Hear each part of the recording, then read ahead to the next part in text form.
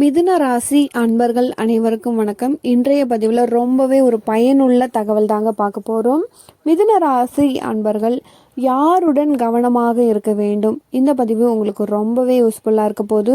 முதன்முறையாக நீங்கள் நம்ம சேனலை பார்க்குறீங்க அப்படின்னா மறக்காமல் சப்ஸ்கிரைப் பண்ணி வச்சுக்கோங்க. மிதுன ராசி அன்பர்கள் யாருடன் எங்கே எப்பொழுது கவனமாக இருக்க வேண்டும்?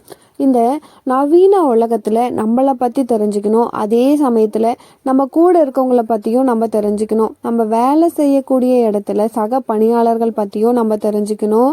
அந்த இடத்துல எல்லாம் கவனமாக இருக்கும் பொழுது தான் நம்மளுடைய வாழ்க்கையில் சில பிரச்சனைகளில் இருந்து நம்ம ஈஸியாக தப்பிச்சிக்க முடியும். அதே மாதிரி திருமண வாழ்க்கை கூட இந்த காலகட்டத்தில் ஒரு குளறுபடியான வாழ்க்கையாக தான் இருக்குது. பெரும்பாலும் இந்த திருமண வாழ்க்கையில் நிறைய ஏமாற்றங்கள், எதிர்பார்ப்புகள் போன்ற விஷயங்கள்லாம் நடந்துக்கிட்டு இருக்கு. இதற்கெல்லாம் நம்ம ஒரு முன்னெச்சரிக்கையாக இருந்தால் நம்ம எப்படி இந்த பிரச்சனையிலிருந்து தப்பிச்சிக்கலாம் அப்படிங்கிற விஷயத்தை தான் பார்க்க போகிறோங்க. மிதுன ராசி, இப்போ மிதுனம் அப்படிங்கிறது ஒரு இரட்டை ராசி, உபய ராசி, உபய லக்னம். இதற்கு அதிபதி பார்த்தீங்கன்னா புத பகவான் அப்படின்னு எடுத்தீங்கன்னா ஒரு இன்டலாக்சுவல் கிரகம், அதாவது ரொம்பவே ஒரு புத்திசாலித்தனமானவங்க. மிதுனத்தில் இருக்கவங்க பெரும்பாலும் நல்லா படிச்சிருப்பாங்க, புத்திசாலித்தனமாக இருப்பாங்க. அதே போல் இந்த புத்திசாலித்தனம் அப்படிங்கிறதுல ஒரு ஞான தேடலும் இருக்கும். ஒரு கல்வி மட்டும் இல்லாமல் ஒரு அறிவோடு கூடிய கல்வியை கொடுக்கக்கூடியவர் தான் இந்த புதன். இந்த மிதுனன் அப்படிங்கிறது மிருக சீரிசம் 3ஆம் பாதம், 4ஆம் பாதம், திருவாதிரை 4 பாதங்கள், புனர்பூசம் 3 பாதங்கள். இந்த நட்சத்திரத்தில் பிறந்தவங்க மிதுன ராசி நண்பர்கள். இந்த மிதுனத்துக்குனே ஒரு தனி குணம் இருக்குங்க. என்ன அப்படின்னா எதையுமே ஒரு எளிதில் சொன்ன உடனே நம்பிடவே மாட்டாங்க. அதை அறிஞ்சு அதை ஆராய்ஞ்சு தான் அதுக்கப்புறம் தான் நம்புவாங்க. எப்பயுமே ஒரு சுயதொழில் பண்ணணும் அப்படிங்கிற ஒரு ஐடியா அவங்களுக்குள்ளே இருக்கும். ஒரு கவர்மெண்ட் வேலையிலே இருந்தாலுமே கூட வேற ஏதாச்சும் இன்னொரு வேலை செய்யணும் அப்படிங்கிற ஒரு எண்ணம் இருக்கும். 2 வேலை செய்யக்கூடியவங்களா இருப்பாங்க. அது மூலம் வருமானமும் வரும். அதே சமயத்தில் இவங்களுக்கு ஒரு தனிப்பட்ட குணம் அப்படிங்கிறது கொஞ்சம் குழப்பம் இருந்துக்கிட்டே இருக்கும். இவங்களுக்கு ஒரு முடிவு எடுக்கணும் அப்படின்னாலே மற்றவங்களுடைய சஜஷனை கேட்டு தான் முடிவெடுக்கக்கூடியவங்களா இருப்பாங்க. சில நேரத்தில் குழப்பம் இருந்துக்கிட்டே இருக்கும். தனிப்பட்ட முறையில் ஒரு முடிவு எடுக்கிறாங்க அப்படின்னாலே அது குழப்பத்தை நோக்கி தான் போகும். புதன்னா காதலை கொடுக்கக்கூடியவர், அதற்கு நேர் எதிராக இருக்கக்கூடிய கிரகம். இவங்களுக்கு கலத்திரஸ்தானமாக வரக்கூடியது பார்த்தீங்கன்னா தனுசு. இந்த தனுசு ராசிக்கு அதிபதி குரு பகவான். இவங்களுக்கு வரக்கூடிய வாழ்க்கை துணைவர் பார்த்தீங்கன்னா இவங்களுக்கு ஏதோ ஒரு வகையில் டாமினேட் பண்ணக்கூடியவங்களா தாங்க இருப்பாங்க. அதுதான் இங்கே ரொம்பவே முக்கியமான விஷயம். அதாவது வாழ்க்கை துணைவர் கொஞ்சம் குறைவாக படிச்சிருக்காங்க அப்படின்னாலுமே, இவங்க நல்லா படிச்சிருக்காங்க அப்படின்னாலுமே வாழ்க்கை துணையின் டாமினேஷன் இருந்துக்கிட்டே இருக்கும். அதே போல் இவங்களுக்கு 2ஆம் அதிபதியாக வரக்கூடிய சந்திரன் தான் இவங்க ராசியில் இருக்கிறதால எளிதில் உணர்ச்சி வசப்படக்கூடியவங்களா இருப்பாங்க.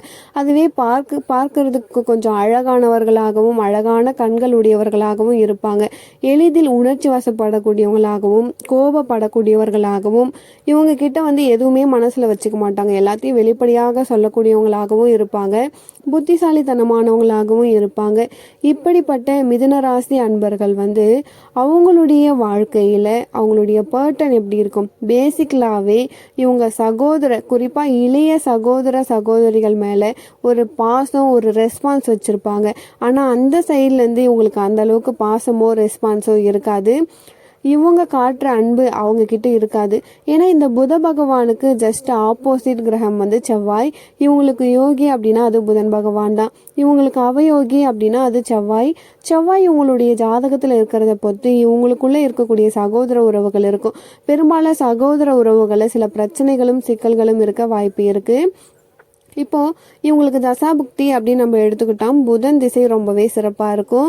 புதன் திசை இவங்களுக்கு லக்னாதிபதி ராசிபதி ஆதியாகவும் 4ஆம் அதிபதியாகவும் வர்றதால ரொம்பவே சிறப்பாக இருக்கும். ஆனால் அந்த புதனே 4ஆம் பாகத்தில் தனித்து ஆட்சி பெற்றிருந்தா அது கேந்திராதிபதி தோஷத்தை ஏற்படுத்தக்கூடியதாக இருக்கும். இருந்தாலுமே புதன் திசை உங்களுக்கு ஒரு நல்ல முன்னேற்றத்தை கொடுக்கக்கூடியதாகவே இருக்கும். சனி திசை ரொம்பவே ஒரு முக்கியமான விஷயம். இதில் 8ஆம் எங்களுக்கு வராரு, 9ஆம் அதிபதியாகவும் வராரு. அப்போ ஒரு 50% உங்களுக்கு நன்மையை தரக்கூடியதாக தான் இருக்கும். இந்த சனி திசை ஒரு 50% பாதகத்தை ஏற்படுத்தி நன்மையை தரக்கூடியதாக இருக்கும்.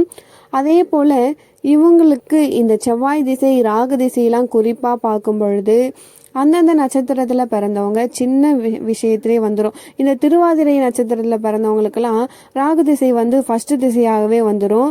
அதே மாதிரி மிருக சிரேசத்தில் பிறந்தவங்களுக்கும் செவ்வாய் திசை முதல்ல வந்துடும். இந்த செவ்வாயை பொறுத்த வரைக்கும் கொஞ்சம் கூடுதலான கவனத்தோடு இருக்கக்கூடிய காலம்தான் செவ்வாய் திசையில். உடல்நல பாதிப்புகள் போன்ற விஷயத்தை ஏற்படுத்தக்கூடியதாக இருக்கும். குடும்பத்துக்கு கஷ்டத்தை கொடுக்கக்கூடியதாகவும் கடன் நோயை கொடுக்கக்கூடியதாகவும் இருக்கும். அதே மாதிரி ராகு திசை அப்படிங்கிறது மிதுனத்துக்கு ரொம்பவே ஒரு நல்ல கிரகம். ராகு வந்து 6ஆம் இடத்துல இருந்து தசை நடத்தாம வேறு எங்கேயாச்சும் இருந்தாலுமே நல்ல பலனை தர்றதுக்கு வாய்ப்பு ரொம்பவே சிறப்பா இருக்கு. குரு தசையை பொறுத்த வரைக்கும் இவங்களுக்கு பாதகாதிபதியாக வரக்கூடியவர் 1, 5, 9ஆம் இடத்துல இருந்தாலுமே மிக சரியான பலன்களை கொடுப்பாருங்க. இப்போ நம்ம முக்கியமான நம்மளுடைய தலைப்புக்கு வரலாம். மிதுன ராசி யாருடன் எப்பொழுது எங்கே கவனமாக இருக்க வேண்டும்? பொதுவாகவே மிதுன ராசி நண்பர்களுக்கு காதல் அப்படிங்கிறது வந்து ஏற்பட்டு கொண்டுதாங்க இருக்கும். புத பகவான் ராசி அதிபதியாக இருக்கிறதால ஏதோ ஒரு வகையில எதிர்பாலினவரின் ஈர்ப்பை ஏற்படுத்துவார். காதல், நட்பு போன்ற விஷயங்கள் இவங்களுக்கு இயற்கையாகவே அமையக்கூடியதாக தாங்க இருக்கும். அதே போல இவங்களை பொறுத்த வரைக்கும் இந்த காதல் விஷயத்துல போயிட்டு அவங்க ஈடுபடும் பொழுது இதில் இவங்களுக்கு சில பிரச்சனைகளும் அதன் மூலம் ஏற்படுதுங்க. அந்த விஷயத்தில் நீங்கள் ரொம்பவே கவனமாக இருக்கணும். சப்போஸ் உங்களுக்கு காதல் வந்து சக்ஸஸ் ஆயிடுச்சு, நீங்கள் திருமணமே பண்ணிட்டீங்க அப்படின்னாலுமே கூட அதற்கு பிறகு உங்களுக்கு ஒரு மனக்குறையோ இல்லை அவங்க குடும்பத்தோட ஒரு அட்டாச்மெண்ட் இல்லாத மாதிரியோ ஏதோ ஒரு வகையில் உங்களுக்கு குடும்ப பிரச்சனைகள் இருந்துக்கிட்டே தான் இருக்கும். சப்போஸ் உங்களுக்கு காதல் ஃபெயிலியர் ஆயிடுச்சு அப்படின்னாலுமே அந்த வருத்தமும் அந்த தாக்கமும் உங்களுக்கு தொடர்ந்து இருந்துக்கிட்டே தான் இருக்கும். சில சமயத்தில் இந்த மிதுன ராசி அன்பர்களுக்கு ஒன்றுக்கு மேற்பட்ட உறவுகளும் நட்புகளும் தொடர்புகள் கூட ஏற்பட வாய்ப்பு இருக்குது. நீங்கள் இந்த விஷயத்தில் ரொம்பவே கவனமாக இருக்கணும். சில நேரங்களில் அவங்களால சில பாதிப்புகள் அடையக்கூடிய சூழ்நிலை கூட இருக்கும். அதே சமயத்தில் உங்களுக்கு ஏமாற்றங்கள் வந்து நீங்கள் நிறைய படக்கூடியவர்கள், குடும்பத்தில் இருந்து பிரிஞ்சு போகக்கூடிய ஒரு சூழ்நிலை போன்ற விஷயங்கள்லாம் ஏற்படக்கூடியதாகவே இருக்கும். அது திருமணம் சக்ஸஸ் ஆகலை அப்படின்னா மன வருத்தம், இல்லை அடுத்த லைஃப்னா கூட அதுலேயுமே சில பிரச்சனைகள் தாக்கங்கள் ஏற்படுத்தக்கூடியதாகவே இருக்குங்க. அதனால காதல் விஷயத்துல நீங்க என்னைக்குமே கவனமா இருந்துக்காங்க. திருமண பொருத்தம் பார்க்கறதுலயும் நீங்க ரொம்பவே கவனமா இருக்கணும். ஏன் அப்படின்னா உங்களுக்கு பெரும்பாலும் இந்த இருதார அமைப்பு கூட அமைஞ்சிருது. ஸோ அதனால நீங்க ரொம்பவே கேர்ஃபுல்லா ஜாதக பொருத்தம் பார்த்து திருமணம் செய்யறது ரொம்பவே ஒரு சிறப்பான பலனை ஏற்படுத்தும். இல்லைன்னா வாழ்க்கை துணை கூட ஒரு அட்டாச்மெண்ட் இல்லாம கருத்து வேறுபாடு ஏற்படுறதுக்கு வாய்ப்பு இருக்கு.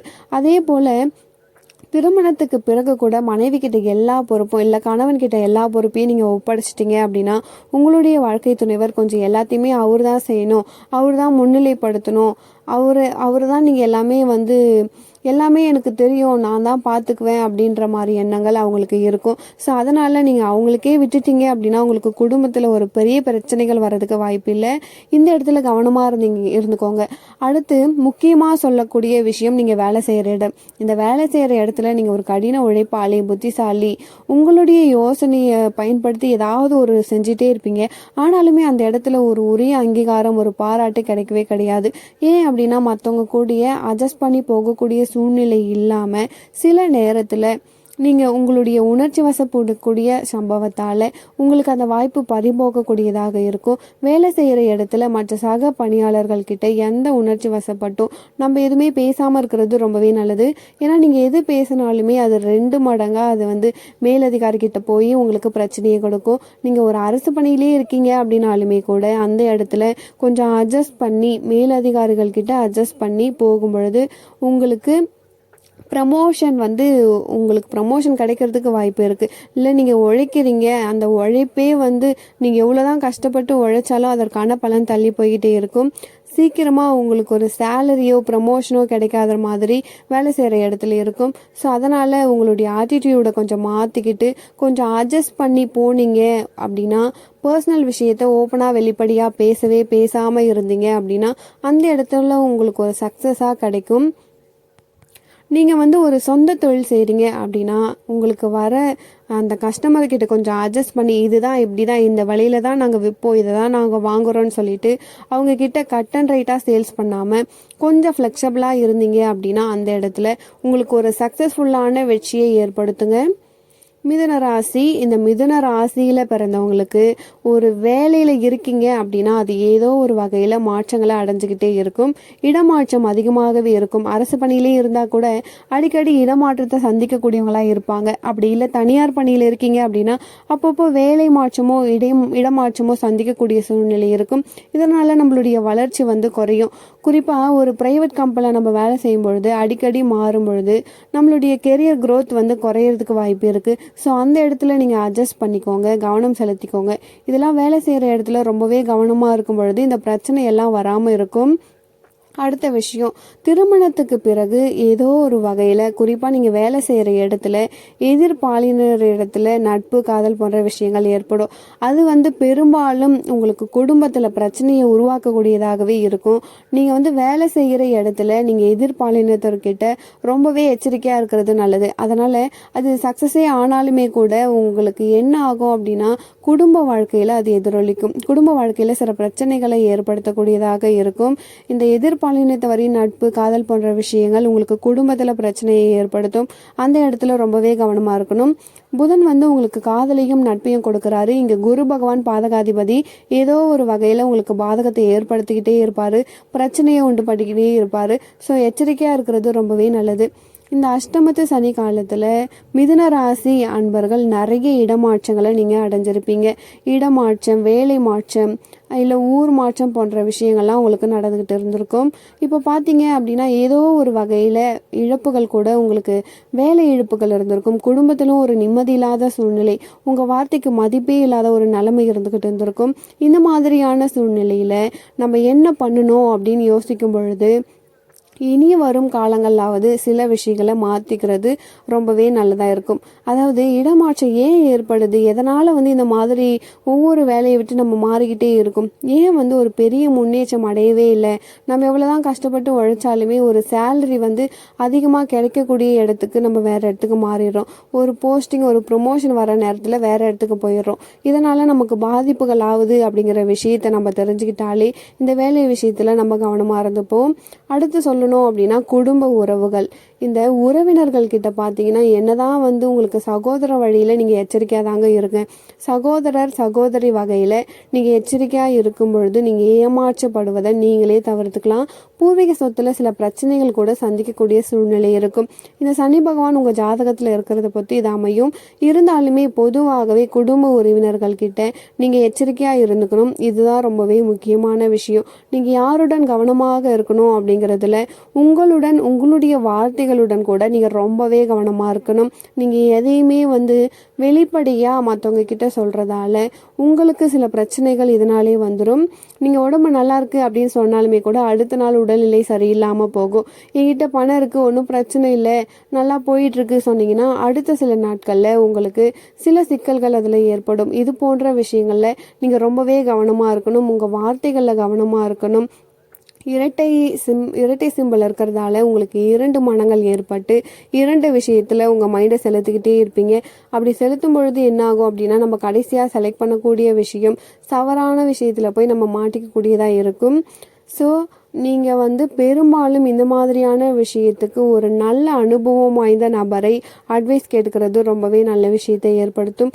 குடும்ப உறவுகளில் நீங்கள் அதிகமாக வெளிப்படையாக பேசி அவங்களுடைய இன்ட்ராக்ட் ஆனீங்க அப்படின்னா அவங்க உங்களை புரிஞ்சிக்கவே மாட்டாங்க. ஏதோ ஒரு வகையில் உங்களை குறை சொல்லிக்கிட்டு தான் இருப்பாங்க. அவங்களால சில பிரச்சனைகளையோ ஒரு டாமினேட் பண்ணக்கூடிய சூழ்நிலையோ உங்களுக்கு ஏற்படும்.